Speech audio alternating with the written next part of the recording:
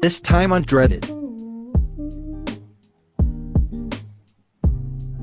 My 21M girlfriend's 20F parents have stolen money from her and ruined her credit, and she feels there's nothing that can be done.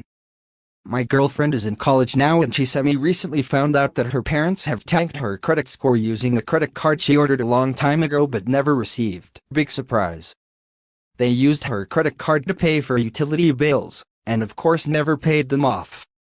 She says she can't report that the payments were not from her because her parents will go to jail. They have 2 sons as well, 16 and 4. They've quite often borrowed money from her, even though they never pay her back and even get mad at her when she brings it up, so thankfully she's stopped doing that. But right now there is nothing that makes me more mad than hearing about how helpless she is to all of this total bullshit they put her through. She's got incredible potential, going to the best university in the state for a civil engineering degree. Is there any way that she doesn't have to take responsibility for their financial use of her without sending them to jail? My son met his deceased grandfather at the hospital. First Reddit post ever, so please bear with me. My son was born with a single heart ventricle and needed 3 open heart surgeries before the age of 5 to survive. After my son's 3rd heart surgery, he developed an extremely rare complication that could only be resolved with a heart transplant. We lived in the hospital for almost 3 months, while he was on a transplant list. I can honestly say those were the worst 3 months of my life, seeing my son suffer and not knowing if he'd be okay. It was absolute torture. During the course of waiting, the complication was unexpectedly resolved, and he no longer needed the heart transplant. Believe me when I say that it was nothing short of a miracle. No one could have predicted that he wouldn't need the transplant. Fast forward to a couple of months after we finally came home. I was going through some boxes that had my husband's old family pictures in it, including some pictures of my son's grandfather.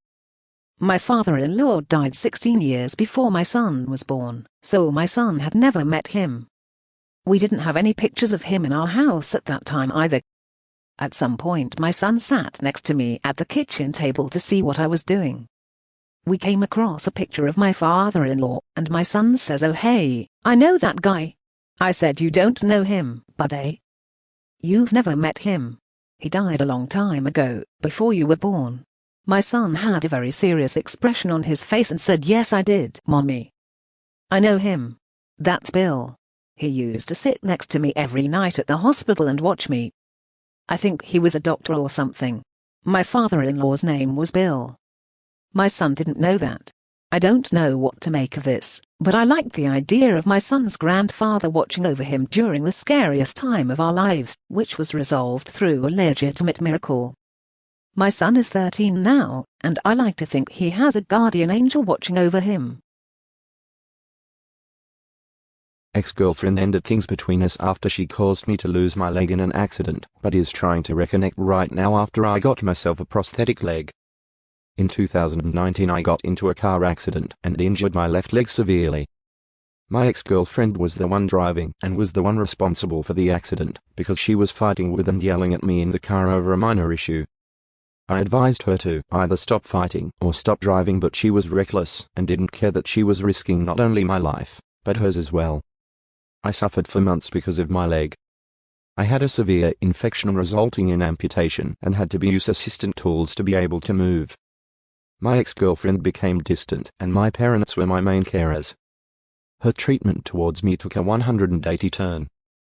Suddenly I wasn't good enough for her anymore, and at some point started comparing me to other fully functional guys, claiming I wasn't the problem, it's her low self-esteem, and so she was required to look for a partner with better look, financial stability and so on.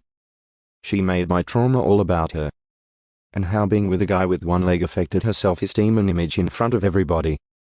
She broke things off with me and our relationship was supposed to end that day, but I foolishly spent months begging and convincing her that we were meant to be together. I even promised her that I'd do all I can to be able to walk again and reminded her of the plans we had together, and I hated myself for it. My self-esteem was almost non-existent. I was dealing with PTSD on top of that. I fucked up and resorted to medication to ease the pain. Therapy was on and off for me because I'd get extremely agitated at the mention of my ex-girlfriend. It took time for me to be able to talk things out properly. I was so stupid thinking she was my one and only, and it got worse when I became convinced that no one will accept me and my disability, since it's the reason my relationship with my ex-girlfriend ended. My parents helped with so much. They and few of my friends supported me to get through this after seeing my overall health decline. In the past 6 months I was given the opportunity to be able to walk again after getting a prosthetic leg. It's long overdue, but money was the main problem. I'm a lot better now, my health is getting better, my mental health improved and gained more self-confidence. My ex-girlfriend reached out to one of my friends wanting to talk to me about getting the prosthesis and bettering my health. My friend was like a messenger between us, but I kept her in the dark, so she knows nothing more than what my friend knows. I added clear that I have no intentions to speak to her or discuss my health with her. My friend was respectful and stopped speaking to her about me. She visited my mom last week and left her number with her, expecting me to call. I was stunned that she was talking to my mom.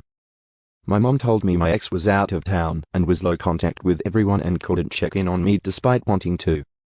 She said I'd never left her mind and she was feeling happy and excited for my experience with my new prosthesis. Right now she is waiting for me to call so we can get together and talk, but I didn't feel comfortable with the idea. I gotta say I felt nostalgic and wanted to call her number a few times, but part of me prevented me from doing so. It's been a week and I didn't call her. I'm not sure if I still have feelings for her. My family say I should talk to her. After all, we have known each other for 7 years. It's clear she wants to connect, but I just don't think this is what I want. How should I deal with this pressure?